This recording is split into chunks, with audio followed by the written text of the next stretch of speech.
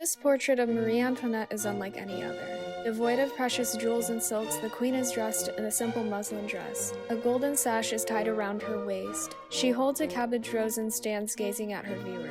Her hair remains unpowdered and is adorned with a straw hat decorated with a blue silk ribbon and large feather. This painting ushered in a new era of bloodshed as well as a return to classical ideals. Elizabeth Louise Vigée-Lebrun's 1783 portrait, Marie Antoinette in a chemise dress, was an attempt at diplomacy that failed to resolve the debate over the Queen's loyalty to France, which ended in her execution.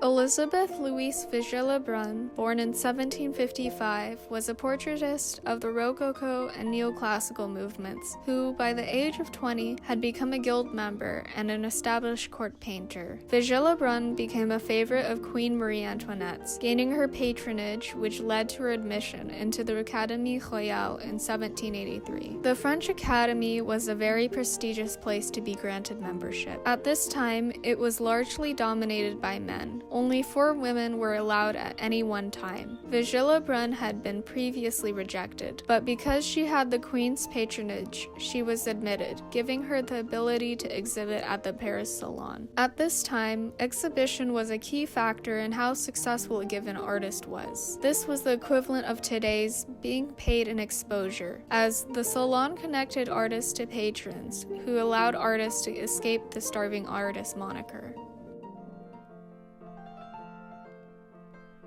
The Salon of 1783 exhibited Vigée-Lebrun's portrait La Reine en Gaulle, which translates to the Queen or Marie Antoinette in a Gaulle dress. The Gaulle was the name for a muslin dress worn in the warmer climate of the Caribbean colonies, where it was too hot to wear silks. During this time, as in previous eras, portraiture was extremely important for rulers and other aristocratic elites, as photographs did not yet exist. It had been a form of diplomacy for hundreds of years, with the common notion that a portrait, in the words of the 15th century Florentine humanist Leon Battista Alberti, makes the absent present. Portraiture could also be used as a form of propaganda, making a ruler appear to the masses as an idealized version of themselves, and those in power usually did this for political gain. At the time, tradition and artistic convention dictated that when the Queen was posing for a portrait, she must wear the grand habit, which was the most formal dress in all European courts, as seen in this earlier portrait by Lebrun, painted in 1778, when the Rococo style, highlighting pastels and frivolity, was popular. In this portrait, Marie Antoinette wears an extravagant golden white grand habit. The Queen is shown as a more submissive figure, as she looks away from the viewer, as a woman should, according to the era's conventions. She is still shown as someone with wealth and power, yet she is a more ideal woman according to the male gaze. This portrait references her husband, King Louis XVI, whose bust is deferentially placed in the upper right-hand corner. Antoinette's importance is only shown as her relation to her husband. In contrast, Marie Antoinette en Gaulle was made in the fading Rococo style, having been replaced by the neoclassical style, characterized as an aesthetic celebrating classical themes and subjects from Greek and Roman antiquity. The goal of this aesthetic was to invoke a sense of idealism, harmony, clarity, and restraint, compared to the frivolity of the earlier Rococo aesthetic. This portrait shows Marie Antoinette as a more dominant figure, as she looks directly at the viewer while holding a cabbage rose, symbolizing her Habsburg heritage. The Queen is basically saying, "Here I am, this is the real me." Her hair is unpowdered, equivalent to not washing it today. She wears no jewels to indicate her status, and wears the Gaulle instead of the grand habit. This portrait would have been fine for private viewing. Instead, the portrait was publicly exhibited. This was like showing up to a black tie event in a t-shirt and jeans, but worse. This caused debate and was offensive to the people of France because she was dressed plainly and only made reference to her foreign Austrian heritage, which France had been an enemy of until recently. The lack of reference to her husband and France was interpreted as the Queen not taking her her rulership seriously, and being out of touch with the French, or even treasonous because it showed her preference for Austria. When the queen figuratively showed up to the salon in this white dress, people made the comparison to an undergarment called a chemise. Chemises were an extremely common undergarment worn by peasants all the way up to nobility. La Reine en Gaulle was renamed Marie Antoinette en chemise, translating to Marie Antoinette in a chemise dress. The Gaulle dress was renamed chemise à la reine, or the chemise of the queen.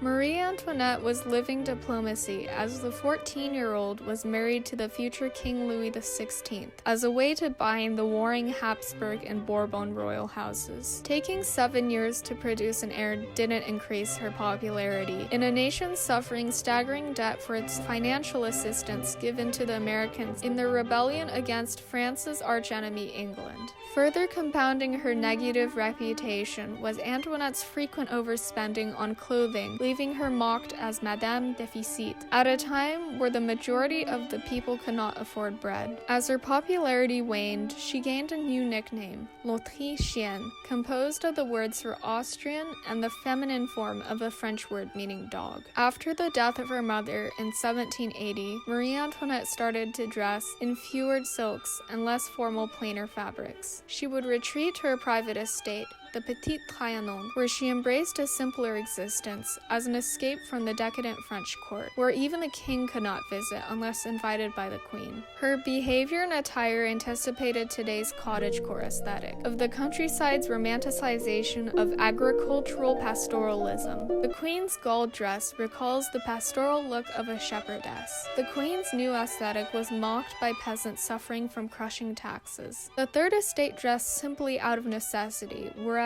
the queen was engaging in what we today would call class appropriation. As Marie Antoinette started to dress more simply in cottons and linens, the French silk industry suffered. When it was Marie Antoinette and a few elites following this fashion trend, in the privacy of the Petit Trianon, the diversion of funds into the British cotton industry was more manageable and tolerated because the queen supported the national silk industry that was financing the nation's debt. When Marie Antoinette publicly endorsed this dress, in the painting La Reine en Gaulle, her loyalty to France became a topic of debate. The seeming goal of this portrait was to show that Marie Antoinette was a person and not just the Queen of France. But the plan backfired. She only succeeded in appearing as a traitor to France in her British muslin with her Austrian cabbage rose. This portrait became a failed act of diplomacy. Instead of fixing Marie Antoinette's image, making her someone who could relate with the lower classes, it damaged her image further. Even with these debates and claims that the queen was betraying France, Marie Antoinette still actively promoted this dress, despite its rejection within the nobility who saw it as a minimization of visible distinctions between the nobility and peasantry.